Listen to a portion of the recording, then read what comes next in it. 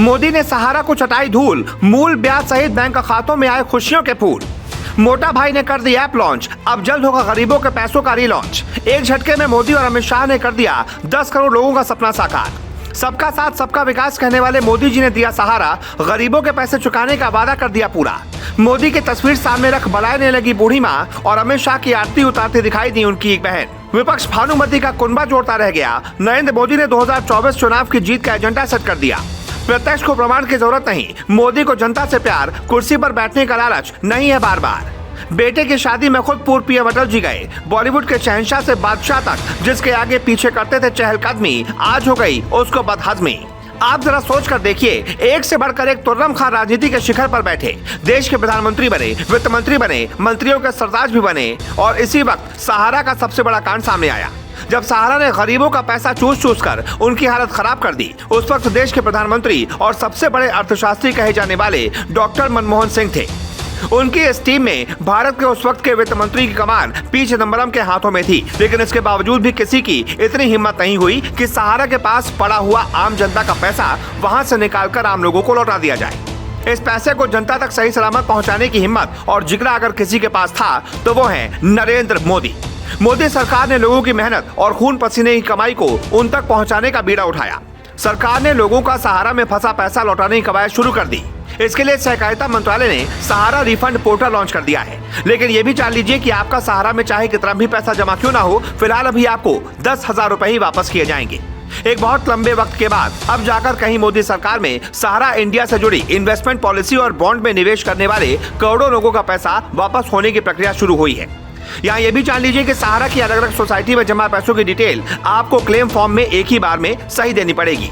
इससे जुड़े सारे दस्तावेज भी अपलोड करने पड़ेंगे, क्योंकि इसके बाद दोबारा मौका नहीं दिया जाएगा। मोदी सरकार ने साफ कर दिया है कि सहारा इंडिया की 4 कोऑपरेटिव सोसाइटी के डिपॉजिटर्स को पैसा वापस होगा। इसमें सोसाइटी सहारा क्रेडिट कोऑपरेटिव सोसाइटी लिमिटेड, सहारा यूनिवर्सल मल्टीपर्पज सोसाइटी लिमिटेड और हमारा India credit cooperative society limited शामिल हैं। 22 मार्च 2022 से पहले पैसा जमा करने वाले लोगों का पैसा रिफंड होगा, जबकि stars multipurpose cooperative society limited में 29 मार्च 2023 से पहले तक के डिपॉजिट पर रिफंड मिलेगा।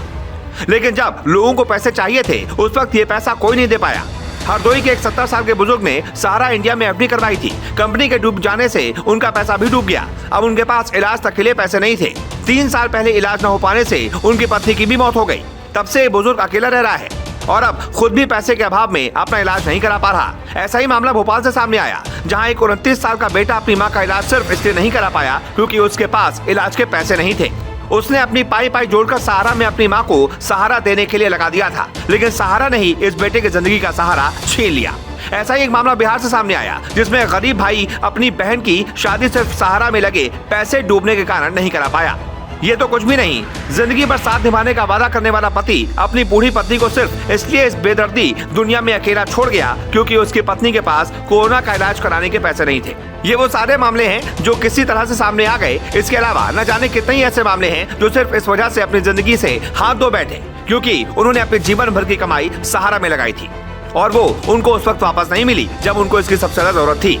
उस वक्त ना तो कोई सरकार इस बात को समझ पाई और ना ही कोई तुर्रम खान। लेकिन मोदी और अमित शाह ने लोगों के इस दर्द को खुद महसूस किया और अब उन्होंने उनके इस दर्द को कम करने के लिए उनके खातों में पैसा वापस करने की पहल कर दी है। इस पहल को विपक्ष 2024 के चुनाव से जरूर जोड़कर देखेगा, क्योंकि इस वक्त विपक्ष एक साथ एकजुट होकर इंडिया के नाम पर वोट मांगने की जो चाल चल रहा है, उसका तोड़ मोदी ने चाय पीते पीते ढूंढ निकाला। अब देखना होगा कि विपक्ष मोदी की इस अच्छी पहल को कैसे बदनाम करने की कोशिश करता है। 8 साल हो गए मोदी सरकार के, लेकिन मोदी सरकार ने सहारा में फंसे पैसे निकलवाने के लिए क्या किया? किसी ने जिंदगी भर की कमाई सहारा में लगा दी, ये सोचकर कि बेटी बड़ी होगी तो पैसे मिलेंगे और धूमधाम से शादी करूंगा। पैसे डूब गए। किसी ने सोचा बच्चा बड़ा होगा, अच्छी तरह पढ़ाऊंगा। सहारा ने पैसे लिए, डकार तक नहीं ली। हमारा दावा है कि सहारा का मारा आपको हिंदुस्तान के हर कोने में मिल जाएगा। सहारा ने पैसे लिए तो वो पैसे कहाँ गए? मोदी सरकार चाहेगी तो एक दिन में पैसे निकलवा सकती है। क्या ये सच है? अगर ऐसा है तो सरकार 8 साल से चुप क्यों है?